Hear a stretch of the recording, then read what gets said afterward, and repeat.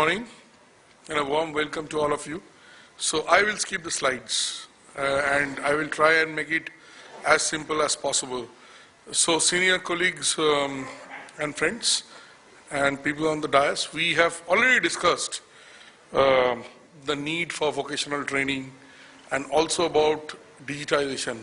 But why digitization? What is this big fuss of digitization?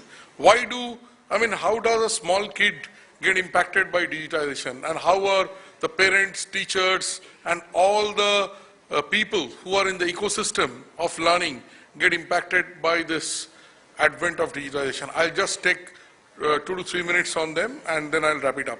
So what we are talking about is making learning simple and making it an experience right from people who are in the K-12 and then moving up into higher education, and then also into people who are now engaged into the new form of learning called the virtual learning, and which is basically, steaming up the entire industry of vocational training. So if we see now, India is actually an $85 billion economy on education. I don't know how many of you understand when I say it's an $85 billion economy.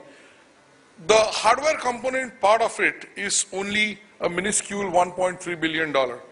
But the segment which actually is growing at a CAGR of about 14 to 15% is the education services segment, which is basically imparting training and imparting the right skill sets to people.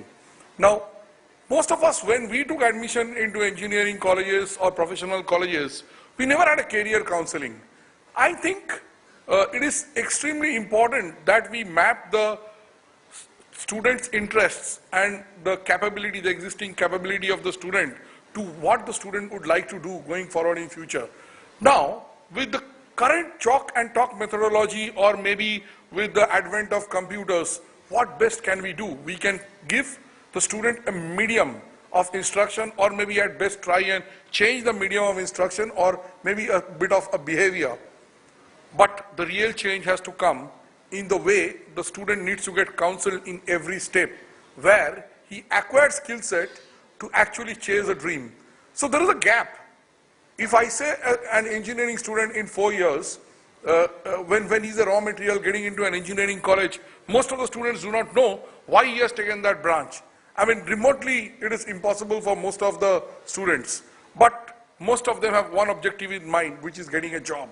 And it is important also for people who are into vocational training to understand what are the existing skill sets and analyze the skill sets, and then take the people for the right vocational training which are commensurating with the existing skill sets, so that they can be built up and the student can get employable, or he can actually get a headroom over others. Now, the entire process of digitization helps a student in achieving this. Now, how is obviously a large methodology which is beyond the scope of today's discussion, but I'll just tell you that how it actually happens is, in a typical system of learning, a student uses a device. It can be a chalk and talk methodology, or maybe a pen and paper, or it can be something where the content can be easily assimilated or easily generated. Now, that part is an access device, and the technology of digitization is agnostic of access devices. It can start with a basic tablet, to a smartphone, to a laptop, or maybe to any kind of a mobile device.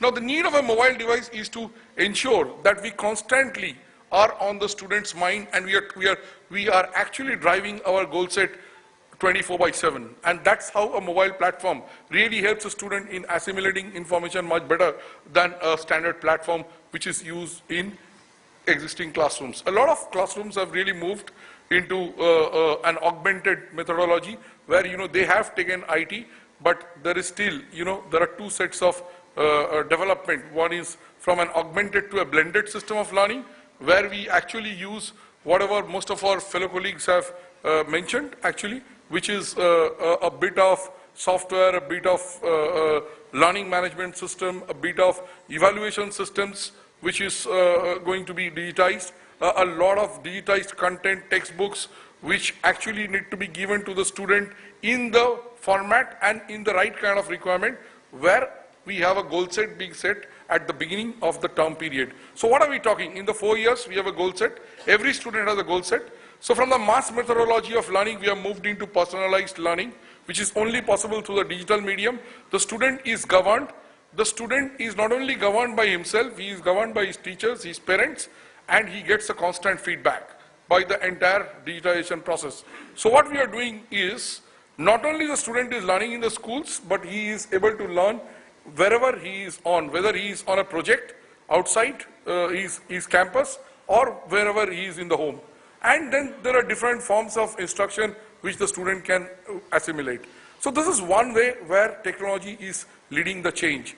And what are the technologies which are leading the change? I would say the advent of video. So most of us understand and assimilate video much better. A role play is much better form of assimilation of knowledge than a standard rote method of technology, where we actually keep on reading books, but at the end of the day don't assimilate much of it.